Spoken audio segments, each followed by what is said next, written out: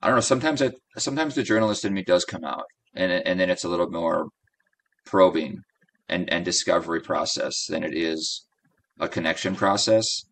So like if you're, if you're connecting with someone and you're feeling super like intense with that connection because you're talking about the death of a loved one or something, then you might want to really steer clear.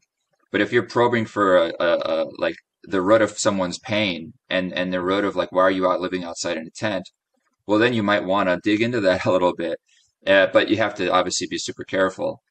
Um, so there is that journalist side of me which sometimes takes over, which I have to learn to, govern and not be not lead the way inappropriately sometimes. Don't ask questions that are insensitive.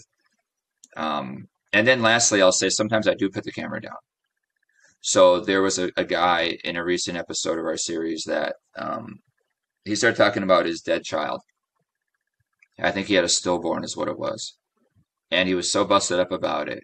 And I put the camera down and I just said, look, if you want to talk about it, I'm here to talk about it. But I'm not gonna record this. And it actually gave me the idea that we're kind of mulling over the idea of, which is starting a kind of a support group, perhaps.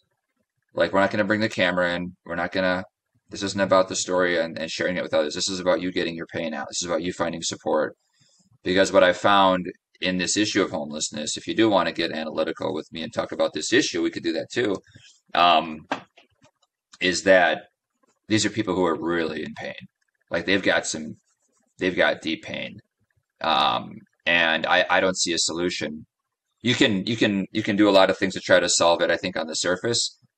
Provide housing across the board, or do a more heavy law enforcement and kick them out. And you can do those things that are going to kind of put a band-aid on it. But until you heal, they're either going to one find a new tent city if you just kick them out, or two, if you give them housing, they'll leave the housing and go back out on the street. And I've seen that. Um, so neither of those are going to solve this. And I don't think either side necessarily, if you want to say it's two sides, would say either is a long-term solution. Um, I just think we need to balance the two when it comes to our political approach to it. But I think long term you have to deal with that. You have to deal with that pain.